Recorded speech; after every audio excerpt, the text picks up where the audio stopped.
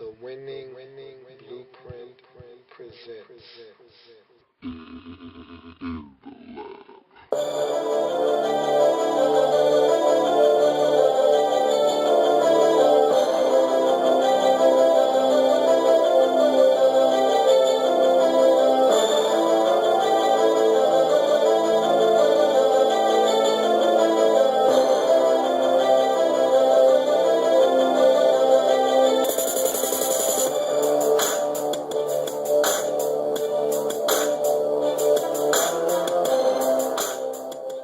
In the lab room. Moving right along, the Indianapolis Colts traveled to Tennessee to take on the Tennessee Titans. And I'm telling you right now, the Tennessee Titans are playing some solid football. Don't look now, but the Titans are slowly making headway in the AFC South Division. Now, I don't think anyone's going to challenge the Houston Texans for that crown. That's the Texans to win, and I think they're going to win it very easily. I think they're going to win it handily. But had they listened to me earlier and started Matthew Hasselbeck to begin the season, I think this is a different Tennessee Titans team right now.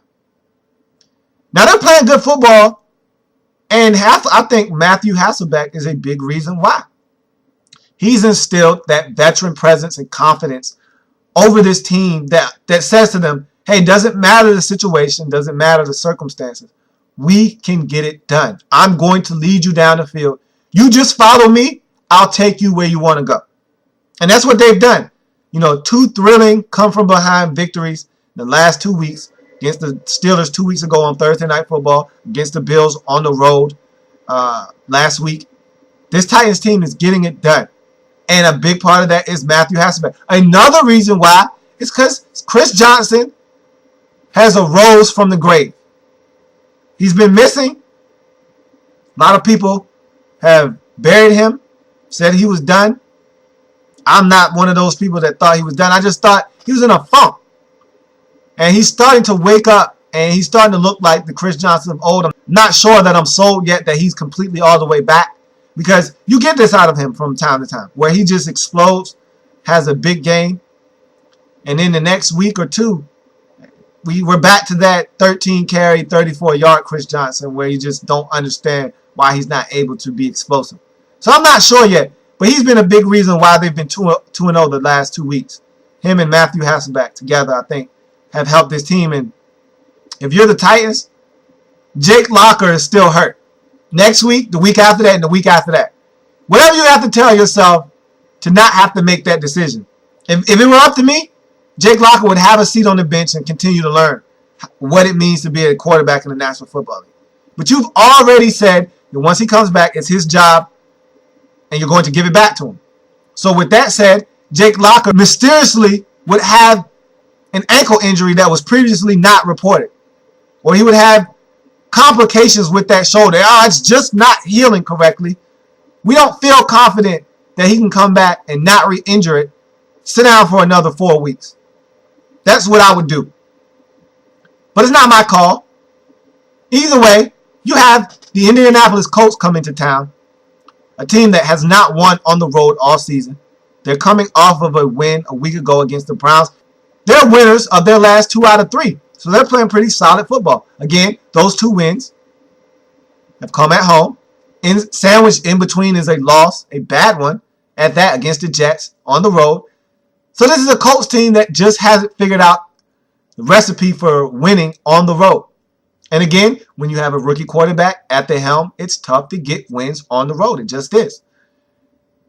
I like the way that the Colts have been playing, and if they can start playing more consistently like they did last week, where they actually ran the football, took pressure off of Andrew Luck, didn't ask him to sling it around 44 times, 52 times, 47 times. They can actually just ask Andrew Luck to be an average NFL quarterback. Just throw it 25 to 29 times. You don't have to be the number 1 pick, be a world beater, and throw it 52 times. You don't have to beat the whole NFL in one game.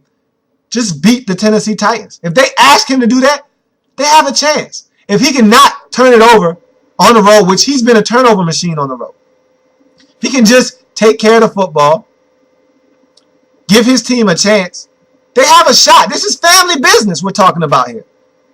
You know, they're not playing the Green Bay Packers, and they have beat the Green Bay Packers. They're not playing the Chicago Bears, who they were blown out by. They're playing the Tennessee Titans. It's a winnable football game. One that, if they play smart football, ask Andrew Luck to be solid, not great, run the football, play some defense, maybe get a turnover or two. Who knows? This is family business. Anything goes when you're talking about family business. But I don't see that happening. Again, Andrew Luck hasn't found a way to win on the road yet. I don't see this being the week that they find a way to get it done on the road. And I really like the way Matthew Hasselbeck is playing on offense. I can't state that enough. He's really making sound decisions with the football. Chris Johnson is starting to come back into the Chris Johnson of old. Not sure I'm sold on him being all the way back yet. If he can do it again this week, another step towards me being more comfortable feeling like he's the Chris Johnson that we've all come to know and love. Nonetheless, this Titans defense has been making timely plays. They were gashed a week ago against the Bills. They got 2 stops in that game. And they needed both of them. The one that forced a fumble that the Titans ended up scoring, the touchdown that probably made the difference in that game. And then they got the stop at the end of the game after the Titans got the game-winning touchdown on the drive prior. So they were able to shut the door on the Bills on any comeback attempt. That's all you need if you're going to play good enough football on the offensive end to win. And that's what the Titans defense has been able to do the past 2 weeks. Get that stop at the end of the game that wins you the football game. And that's what they've done 2 weeks in a row. I see them doing enough to beat the Indianapolis Colts this week, 26-20, elevating their record to a surprising 4-4. Who would have thought that the Tennessee Titans, after starting the season 1-4, would find themselves at 4-4 after 8 weeks, after starting the season 1-4 after 5 weeks? Who saw that coming? But Matthew Hasselbeck insertion into this lineup has injected a sort of confidence that you can only get from a veteran quarterback that's been there, done that, seen it all, and can rally the troops. And that's why I thought he should have been their quarterback from day one. If I was Mike Munchak and I'm looking to build this program into a winning program, to have that mentality that we can win football games, you need to start winning first. In order for your team to trust you and follow you through any obstacles, to run through a brick wall for you, they have to be convinced that you know what you're talking about. And the only way to convince me, if I'm a player, that you know what you're talking about is wins. That's the only thing that lets me know that I can trust coach. If coach tells me the sky is red and I'm looking at it and it's blue, but I still say the sky is red because coach told me it is because of wins. The only thing that gets you to believe when everything else says you're not supposed to believe is wins, especially in the National Football League. Ask anybody around. The only reason that they trust their head coach is because he's told them, we're going to get this done, fellas. We're going to go out and win this game. We're going to come back. We're down 21-3 at the half. But I've made some adjustments. I believe in you guys. We're going to go out and win this game in the second half. And guess what you go out and do? You win the game because you believe, because your coach told you it was possible. Only way you can instill that confidence, that type of belief, and gain that kind of trust, that kind of loyalty from your team is to win. And I thought Mike Munchak did the wrong thing by starting Jake Locker to start out the season. He's got a chance to make amends, though. You're winning football games. Why do you want to go back to losing? I don't care if Jake Locker is ready to go next week. You sit him down. If you got to make up an injury, do it. You need to just man up. Tell Jake Locker, look, man, I'm sorry. This thing is really going in the right direction right now. We're going to stick with Matthew Hasselbeck. And if he should falter, we're going to give you back your job, and it'll be yours for good. But right now, we're riding a wave of success that I haven't seen as Tennessee Titans head coach. And I want to keep it going. And the only way to ensure that I can do that is to keep the quarterback who has started, maintained, and has us playing at such a high level. So that's what you need to do.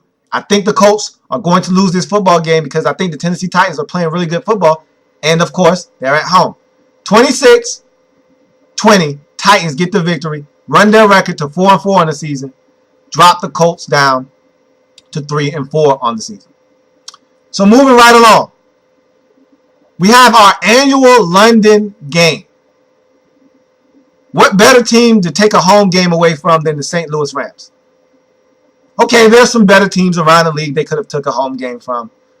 Jacksonville, Oakland, just a few that come to mind. But anyway, they decided to take it away from the Rams. So the Rams have to go out to London, into England, and try to get a win against the New England Patriots team that, had this been a home game for the Rams, they might have actually had a legitimate shot of winning this game. Since it's in London, and the Rams have to travel over there just like the Patriots do, and now it's not a home game for either team, you have to think that the Rams really lost their advantage in this football game. If they were going to do this, they should have done it against a lesser opponent, someone that maybe we didn't need home field advantage to beat. Maybe just us getting pass rush and forcing their quarterback into some mistakes would have been enough for us to win. You need every advantage you can get against the New England Patriots if you're the St. Louis Rams. And being at home would have been another advantage for you to try and get a win against a tough football team. Now, essentially it's a road game for both teams. And if you're the Rams, the one advantage you could have hung your head on is gone. Now, the only thing you can try to do in this football game that can help you get a win is get after Tom Brady. Something that you've done very well this season against opposing QBs. You've gotten pressure. In just about every football game you've played in this season, you find a way to get to the quarterback. Your job in this game is to be relentless from the start of the game to the finish. Last week, you were relentless against Aaron Rodgers at the start of the football game. After Aaron Rodgers started putting together masterful drives against you, you started to wane in your pass rush. You started to get lazy in your pass rush. You started to look like a defeated bunch on the defensive end. And then he took advantage of it, and he started to go to work on you. And hence, that game ended up getting out of control when you were actually in that game for the most part, for the majority of that football game. Same thing's going to happen this week if you don't continue to be relentless at the defensive end, especially up front with your front four, who at times can be dominant. You know, starting with Chris Long, going across the line with Michael Brockers and Kendall Langford, and ending up on the other end of the line with Robert Quinn. This front four is ferocious when they're relentless. When they're getting after the QB, they can get it done.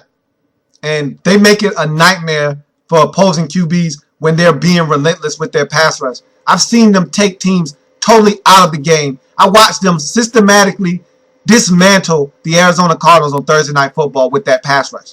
Again, the Cardinals can't protect anybody behind center, but it doesn't matter. I watched them systematically take apart the Arizona Cardinals offensive line and break the will of Kevin Kolb. I watched them take apart the Seattle Seahawks and force Russell Wilson into 3 interceptions on the road en route to a victory. I watched them bang around Robert Griffin III. Even though he had an heroic effort against them, I watched them bang around Robert Griffin III and make it hell for him in that backfield. I've seen the Rams' defensive line take over ball games and help them win. It can be done. And this Patriots offensive line is not the greatest in the world. They can get pressure on Brady, force him into some mistakes. They have a shot in this game. Problem is, Tom Brady is going to find Wes Welker, find Gronkowski. There will be no Hernandez in this game. Doesn't matter. I don't think they need him. Find Brandon Lloyd. Find Danny Woodhead out of the backfield. And they're going to get it done, and he's going to be surgical in doing it. That's what Tom Brady does. They're going to run the football, and that's been the surprising aspect of the Patriots offense this year, is their ability to run the football. They've been very good at running the football this year, to the surprise of many, myself included. I didn't see them running the football as well as they did this season. And they're going to continue to do that against the Rams because Brady is going to feed them that passing game. They're going to try to stop him, and then they're going to neglect stopping the run, and then they're going to hand it off. And they're going to have trouble. And this game is going to turn into a bona fide home game for the Patriots because they've been in England before. This isn't their first rodeo overseas playing in England in this England game. They've played in London.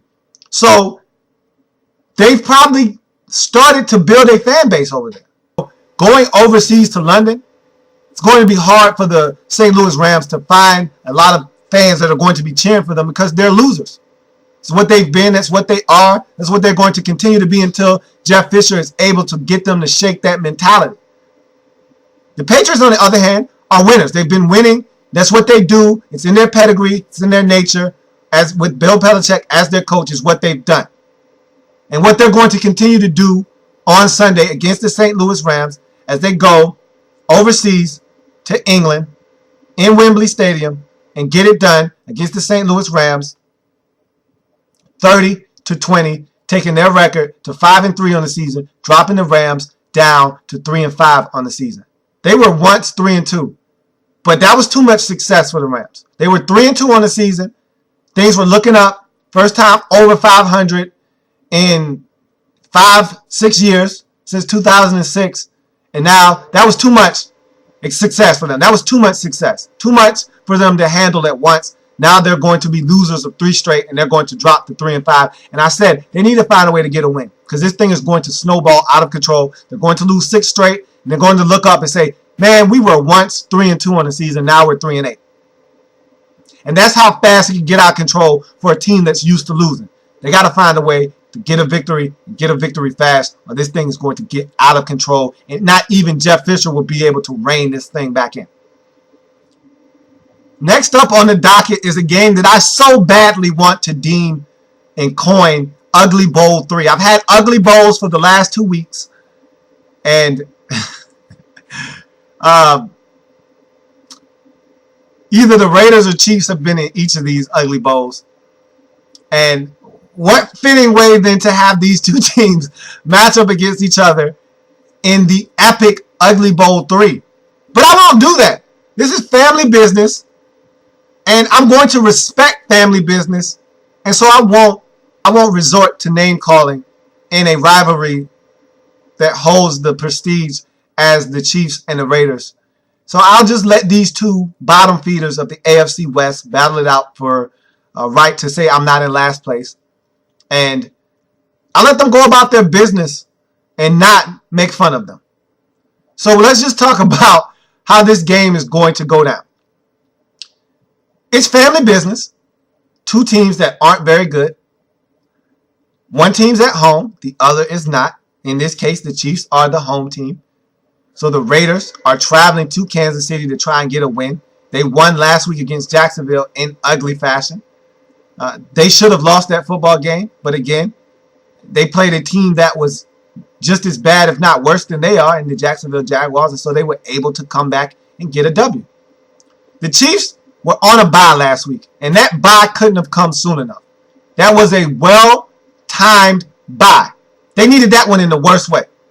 And I think that bye gave Romeo Crennel a chance to assess his team and his situation and realize that Matt Castle is not the man that you want behind the center. He has no confidence. He does not have the confidence of his teammates. So why not give Brady Quinn a chance? I'm going to say this one last time because I really believe this to be the truth. And then I'm going to move on and you won't hear me talk about it anymore. You messed up, Romeo. You had the right man in the building for the job, and you let him leave your facility. You should have locked him up with a 4-year deal, and you would have been winning this division right now. I feel really confident in saying that.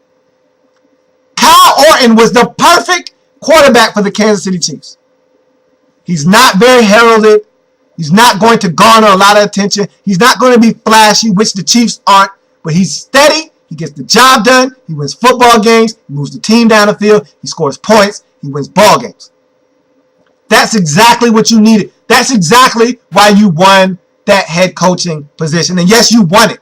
You earned that position last year because you won games down the stretch. You beat the Packers, who were undefeated. No one could tame them. You tamed them. The reason you tamed them is because you had a steady quarterback back there in Kyle Orton. You won games down the stretch because Kyle Orton was your quarterback. And you let him leave because you thought you had something in Matt Castle. Big mistake. Hell, if Kyle Orton was going to sign somewhere to be someone's backup, why not sign him up in Kansas City, where he would probably have a shot to play? You let him walk. You let him leave. Bad mistake. And now you're paying for it. I hope you don't lose your job because of it. Okay, so I'm done with that. Got that off my chest. The Chiefs come into this game being a team that can run the football. If there's nothing else they can hang their hat on, is the fact that they can run the football. They run it well. Jamal Charles was the leading rusher in the National Football League before he hit his bye. He's coming off of his bye week, had a week to rest, get his legs back under him. I feel confident that he'll be able to run against this Oakland Raiders defense, who has been stopping the run, but they haven't played anybody that runs the football. The last time they played a team that ran the football in the Denver Broncos, they gave up 100 yards to Willis McGahee. So the Raiders can be ran on. The Chiefs can run the football. The Chiefs need to run the football in order to be successful. And Romeo Crennel is starting Brady Quinn this week. What that means is a lot of dink and dunk, a lot of nickel and diming will be going on in this football game, which isn't the worst thing in the world because you won't turn it over as much. And hell, maybe Brady Quinn will hit Dwayne Bowe on a slant and let Dwayne Bowe do the rest. Maybe that will happen. I know Carson Palmer has been playing solid football all season long. This Raiders team, they're not the worst on offense. They can score points if you allow them to, but this Kansas City Chiefs defense isn't that bad. So I think that they're going to be able to hold this Raiders team down, give themselves a chance to win. If Brady Quinn doesn't throw up all over himself, turn the football over, put this defense in some arduous situations, they have a shot to win this game. And I think the Chiefs are going to win because I don't trust the Raiders on the road. This is family business. So again, you throw records out the window, you throw home and away out of the window, and you just say these are two teams who don't like each other that are going to play as hard as they possibly can to get bragging rights over the other. I think the Chiefs coming off this bye will be the difference. They've had 2 weeks to prepare for the Raiders. Romeo Crennel has had 2 weeks to kind of figure out where he wants the rest of this season to go. And the man to take him through the rest of these games, he's figured out is going to be Brady Quinn, and I think that's a good decision. Ultimately, he's not the man for the job. He's not the answer to your quarterback quandary. But for right now, he's the best man for the job, and I think he'll be good enough to get the Chiefs a win because he'll turn around, hand it to Jamal Charles, and he'll make the smart play on 3rd and 3, 3rd and 5. He'll make the smart throw and get the Chiefs a win. 23-20 against the Oakland Raiders. That might be way too many points in this game. This game may be more along the lines of 16-13. But it's family business. Why not? Why not give these teams a chance to score in the 20s? It makes for a better watch for everyone. So Chiefs 23, Raiders 20. Raiders drop to 2-5 on the season. Meanwhile, the Kansas City Chiefs elevate their record to 2-5 on the season. So we move on to a very, very pivotal matchup in the NFC East. This is big boy football. And of course, I'm an NFC East guy, so I'm biased. This is big boy football at its best to me. Which sees the New York Giants traveling to the Dallas Cowboys in what should be a fabulous football game. The Cowboys, coming off of a victory a week ago, a hard-fought one at that against the Carolina Panthers on the road, which got them back to 500 on the season at 3-3. Meanwhile, the Giants are coming off of a come-from-behind victory against the Redskins a week ago at home. And so they're at 5-2 and leading the NFC East division.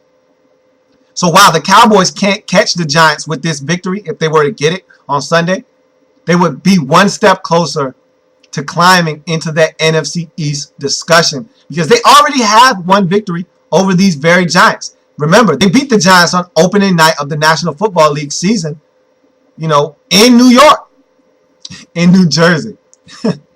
And so beating them on Sunday would give them the season sweep of the Giants, which could loom large later on in the season if these two teams were to be tied atop the NFC East. So this is a big game. The Giants really need this game, probably more so than the Cowboys do. Even though the Cowboys' record right now says that they need it more, the Giants have a little bit of cushion at 5-2 to play with. Meanwhile, the Cowboys at 3-3 really don't have a margin for error to lose this game and allow the Giants to go to 6-3 and them drop to 3-4. But the Giants can't afford to be swept by these Cowboys either, in case the Cowboys decide, hey, let's get hot, win 5 of 6, and make this a divisional race. And we know how the Giants struggle down the stretch. The Giants have always been a first-half team. They start out hot and they end the season on less than stellar notes. But they always find a way to pull it together and get it on the right track for the playoffs. And they usually make that run through the playoffs and win the Super Bowl. That's been their MO for the last 6 years, dating back to that 2007 playoff run and probable win in the Super Bowl against the Patriots. So we know what the Giants can do. This is going to be an interesting matchup. Eli Manning is playing MVP-type football this season. He's really playing good. Last week might have been his worst game of the season. 1 touchdown, 2 interceptions, really had an up-and-down football game. But when they needed him the most, when they needed Eli Manning to be 2-minute Manning, that's exactly what he was, as he completed a 77 game-winning touchdown pass to Victor Cruz. He just knows how to get it done in crunch time. Across the field from him is a guy who doesn't know how to get it done in crunch time in Tony Romo. So you look at these two teams and you say, what's going to be the difference in this game? In the first matchup between these two teams, the difference was the Cowboys' ability to run the football. They wore the Giants down over time. They ran it in the first half, was not overly successful. They continued to run the football, continued to run it, and finally popped a big run with DeMarco Murray. And then they started gashing the Giants, and that proved to be the difference. Tony Romo was at his best against the Giants in that Week 1 matchup. And they were able to propel themselves to a victory over the Super Bowl defending Giants in the opening game of the season. And so if you ask me what's going to be the difference in this game, is the Giants' ability to stop the Cowboys from running the football. Make Tony Romo beat you. We've seen in the past when Tony Romo has pressure on him to perform what you can get, which is usually turnovers. If you allow the Cowboys to be balanced, run the football, and we don't know if they're going to have the services of DeMarco Murray in this game or not. Probably not. The Cowboys don't want to rush him back and risk further injury. So you might be just getting Felix Jones and Phillip Tanner. And if that's the case, you need to corral those guys. They're not special runners like DeMarco Murray is. You need to stop them from running the football. Force Tony Romo to beat you. If you can do that, and you can rise to the occasion, get some turnovers from him, this is a winnable game for the Giants, who I think have been playing probably the best ball in the NFC of all the teams in the NFC, maybe excluding the Bears. That's right. I think they're playing better football than the 6-0 Atlanta Falcons. I just think that win on the road against the 49ers a couple weeks back, coupled with that comeback win against the Redskins a week ago, this team is playing really good football. I like the Giants. I like where they are right now.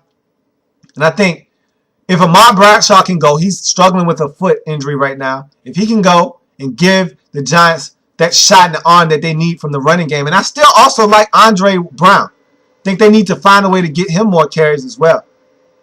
If they can get all their stuff back healthy, Cruz is there. Hakeem Nicks is starting to get his legs back under him after going through his own foot problems. Ramses Barden, Martellus Bennett is looking to get revenge against this Cowboys team who he despises, the team that drafted him and it didn't work out. Eli Manning has weapons out there. Dominic Hickson. They're coming together as an offense. And Eli Manning is the captain of that ship. And right now, he has it sailing in the right direction. And if this defense rises to the occasion against Tony Romo, stops the run, makes Romo beat them, I think the Giants can go on the road, avenge that earlier Week 1 defeat at the hands of the Cowboys, and go to Dallas Stadium and get a much-needed win from these Cowboys. I have the Giants on the road in some family business, some old-fashioned NFC East, smash-mouth, entertaining family business. have the Giants getting it done against the Cowboys 27-24, taking the Giants record to 6-2 on the season, dropping the Cowboys to 3-4 on the season. This is going to be a great matchup, one that you should watch very closely because this is going to have implications later on in the season. Mark my words. If the Cowboys are able to get this win, and I don't think the Cowboys are a playoff team, but if they're able to win this game, this could do a lot for their season. This could mean a lot going down the stretch. If the Giants are able to get this win, I think this will solidify them as probably the best team in the NFC East. Not only will it solidify them right now as the best team in the NFC East, because this is a week-to-week league and everything is fluid. You know, this is a fluid league, as I like to say. It's week to week. You never know what's going to happen. But that would put the Giants at 6-2, and that would drop the Cowboys to 3-4. And at this juncture in the season, being it's week 8, the Cowboys have already been on their bye week. They dropped to under 500 at this point. Be tough for them to dig themselves out of this hole and find their way. Because I don't think two teams are coming out of the NFC East necessarily. I think it's just going to be a one bid division, meaning one team out of this division is going to go to the playoffs. Now, if the struggles continue in the NFC South and the Saints don't get their act together and the NFC North begins to come back to earth, because I think the Vikings are going to come back to earth, and the NFC West starts to come back to earth because they're playing out of their minds right now. That whole division is playing solid football. I think the Rams are starting to wake up and realize we're the Rams and what are we doing over 500. They've dropped 2 straight, looking to make it 3 straight against the Patriots this week. I think they're going to start to find their way to the bottom of that division. I think the Cardinals are starting to realize that we're not good enough to compete in this division either. I think that's a 2-team race out there. If those 2 teams continue to play good football, I don't know if the NFC East gets another bid, because we're talking 2 from the West, 2 from the North. Then you get 1 from, respectively, the East and the South. And that's how I think it's going to shake out right now as it stands. But things change. Fluid league. You don't know what's going to happen from week to week. And so I think this is a big game for the Giants. Giants get the win on the road, 27-24 against the Cowboys. Family business is being conducted in this matchup, and I think the Giants get it done. Take their record to 6-2. And more importantly, even their record up at 2-2 in the division. Meanwhile, the Cowboys dropped to 3-4 and will be lamenting an opportunity to make some headway in this division after losing this game to the Giants. Last up on the Sunday slate of games is our Sunday night tilt,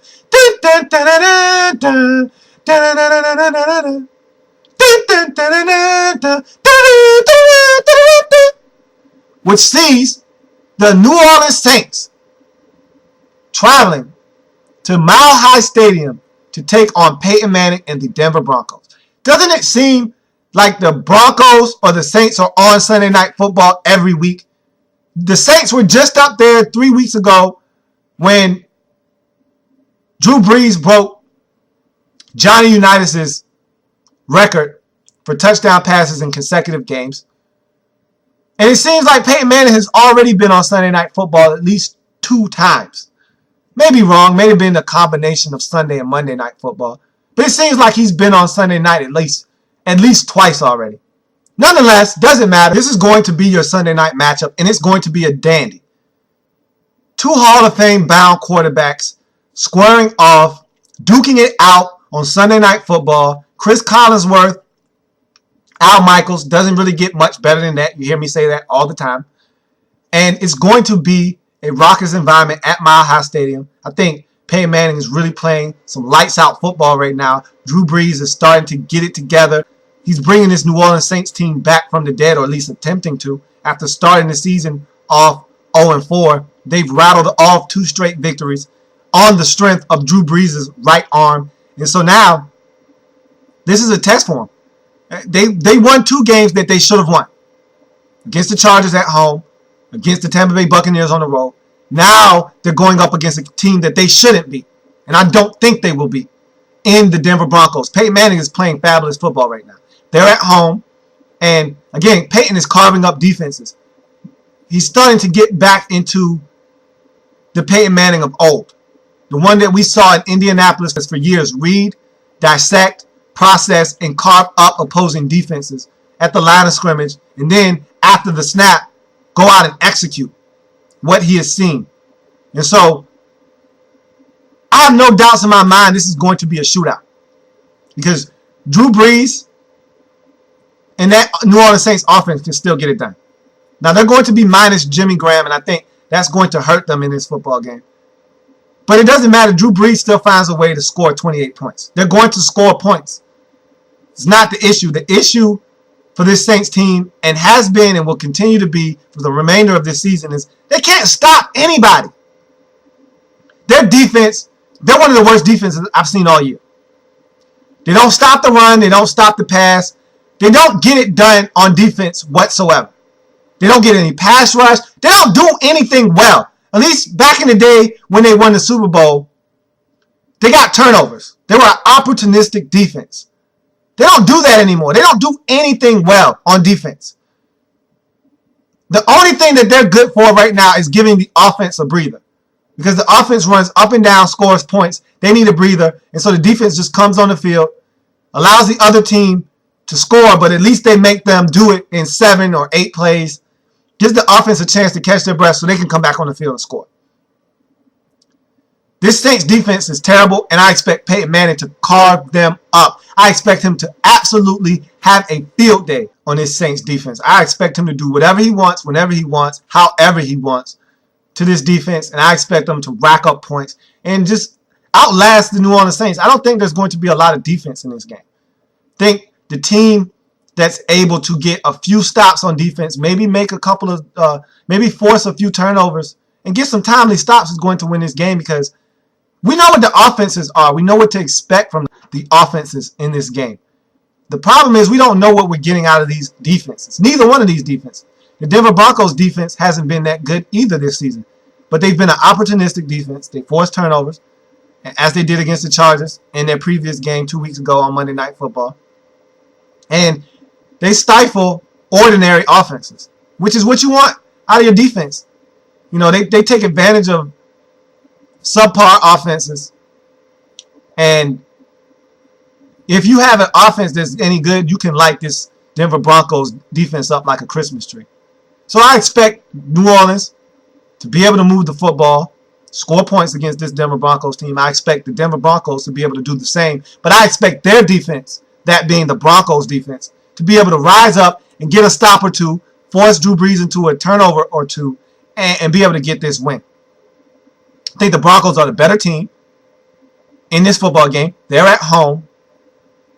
And I think that they're going to win out in this game and get it done at home against the Drew Brees-led New Orleans Saints. Final score in this game is going to be 33-27. Old-fashioned shootout again. This isn't a game that you show up to without your gun, without it fully loaded, and without you ready to fire. Empty out the clip, and when you're done, load it up and fire some more. If you run out of bullets in this game, you're going to lose.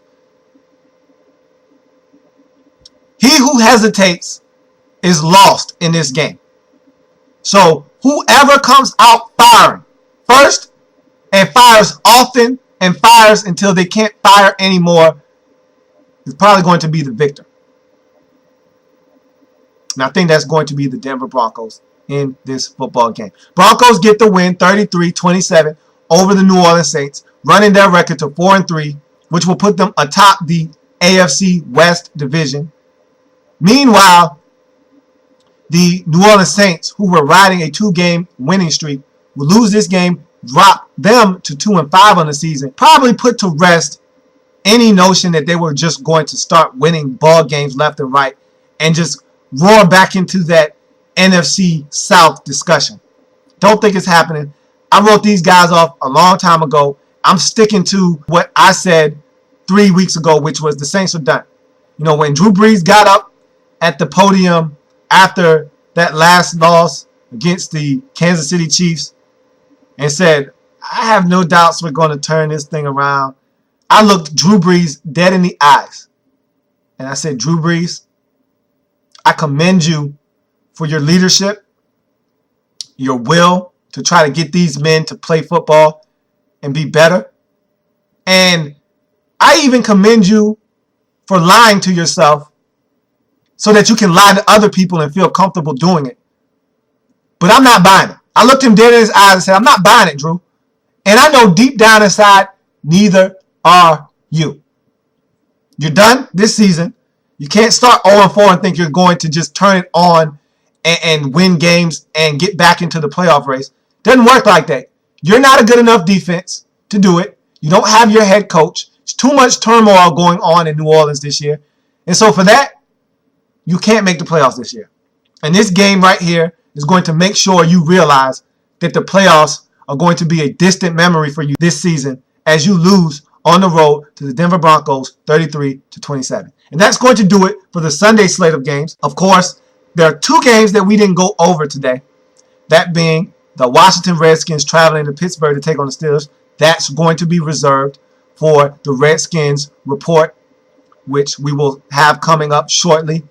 And I didn't go over the Monday night tip, which we'll see the San Francisco 49ers traveling to Arizona to take on the Cardinals in some family business. That's a matchup we'll get to on Monday. And so that's it. That's a touchdown. Throw it up. Want to tack on this quick extra point. Want you to stay tuned for the Redskins report that will be coming up shortly after this video is made available to you. Going to talk about the Redskins and their upcoming matchup against the Pittsburgh Steelers. That's going to be a great game. And I know a lot of you around the league and a lot of you fans watching at home have been watching Robert Griffin III. How could you not? It's entertaining football. For the first time in a long time, the Redskins are must-see TV. The Redskins are an entertaining watch. And it's all because of Robert Griffin III and what he's brought to the table and the excitement that he's brought to the D.C. area and the hope that he's given Redskins fans all around the nation. So, want you to stay tuned for the Redskins report, which will be uploaded a little bit later on tonight. And want to talk a little bit about that loss yesterday. That was a devastating loss for me, man. You know how I want to get off to a good start. You know how much that means to me. Well, it didn't happen. Not going to cry over spilt milk. You know that's not what I do. So, this week is a critical week for me. It's crucial. It's pivotal. Any other way you want to use to describe a week that means a lot, that's what this week is for me, because I feel like, and I told you this already in a prior episode this week. Don't know if it was Wednesday or Thursday or Tuesday. I told you that this is the type of week that defines you as a prognosticator. Do you really have a grasp of what's going on around the league? Or are you just guessing? Are you just grasping at straws? This is my week to prove to you, the viewer, you, the fan, you around the National Football League, that I get it. And this is my mission. Double-digit wins this week. There's 14 matchups on the slate this week. My goal is to get at least 10 of them on my side. And I'm going to get it done. I'm going to will myself to victory. And I've picked some games out there that might cost me. But that's what you have to do when there are weeks like this. When you think and you strongly believe about a team, you have to go out and make that pick. It's one thing to talk about this team probably could win, but not go out and make that pick and then lose and then feel like, hey, I said they should have won the game. I said they were going to win, but I didn't pick them. Well, then don't talk to me about you thinking they were going to win. If you feel strongly about it, make the pick. That's what I'm doing this week. I picked the Browns. I picked the Eagles over the Falcons. I made some gaudy picks this week, and I think they're going to pay off for me. I think they're going to pay dividends for me. And so I'm going to get it done. The lab is going to get it done this week in the Pick'em Weekly, and I'm going to show you better than I can tell you that I get it. I understand what's going on in the National Football League. You just wait and see. Not the most ideal start, but I will rebound from it because I have perseverance. So that's going to do it for this episode in the lab room. I'm again your host, Lou. I thank you for joining me. Drop something in the inbox. I've been getting a lot of love from you guys, a lot of feedback, and I thank you for that. Drop something in the inbox. In the lab room at gmail.com is the inbox. I'm on Facebook. I'm on Twitter. In the lab room is the Facebook page. Every episode I've ever done on the Facebook page. Check it out. Like the page. I'm on Twitter at In the Lab Room is the Twitter handle. So check me out there as well. I post every episode that I do on Twitter as well. And so I thank you for joining me. It's Friday. Enjoy your weekend. I know there's a lot going on. I want to add one more thing. So let's make this a 2-point conversion. This has nothing to do with football. And normally I don't do this, but on a sad note, I'm a boxing fan, and I was really hurt and at a loss of words to hear of the passing of the famed trainer Emmanuel Steward. He's a boxing pioneer. He was one of the greatest trainers of all time, and he was very impactful and very influential in the sport of boxing, and he's leaving a lasting legacy in the world of boxing. He will sorely be missed. And I know I was a fan of Emmanuel Steward. I'm a fan of boxing, and I was a fan of his work. And so to his family, to the HBO family, to all the boxers he's ever trained, my prayers go out to you. And again, Emmanuel Steward, dead at the age of 68. May he rest in peace. And your legacy and everything that you've done for the sport of boxing will live on. And again, you will never be forgotten. Your work, your tireless work ethic, and your contribution to the sport of boxing will never be diminished. Emmanuel Steward, may you rest in peace and continue training in the big boxing gym in the sky. Emmanuel Steward, rest in peace. And that's going to do it for this episode of In the Lab Room. And thank you for joining me again. And enjoy the weekend. Notre Dame has a big one coming up against Oklahoma. I'm a Notre Dame Fighting Irish fan. I think we can get it done. Everybody thinks we're going to get blown out. Why? Because Oklahoma can score points? I remember distinctly watching Kansas State. I watched K-State about 4 weeks ago go into Norman and beat Oklahoma. They can be beaten, man. Now, we don't score a lot of points, but we play defense. And yeah, past seasons, there was a discrepancy in the speed that we put on the field versus Big 12, Pac-10, and SEC teams. That's no longer the case. We can put speed on the field on defense now. We can match up with Oklahoma. I think we're going to give them a run for their money. And if Everson Golson can get his act together, not turn it over, have the stage not be too big for him on the road in Norman, watch us go take Oklahoma out.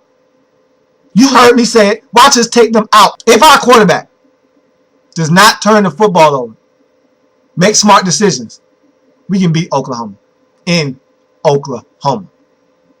So that's going to do it for the program. Enjoy the week of football. 14 games. You've already seen one. 13 left on the docket. Enjoy every last one of them. There's going to be some good football this weekend. Keep your eyes peeled on what's going on around the league, because I'm telling you right now, some things are about to start changing, and some teams are about to start making some power moves in the National Football League. And you need to be aware of what's going on. So have fun. Enjoy your weekend. We'll come back Monday, discuss everything that happened throughout the course of this weekend in the National Football League.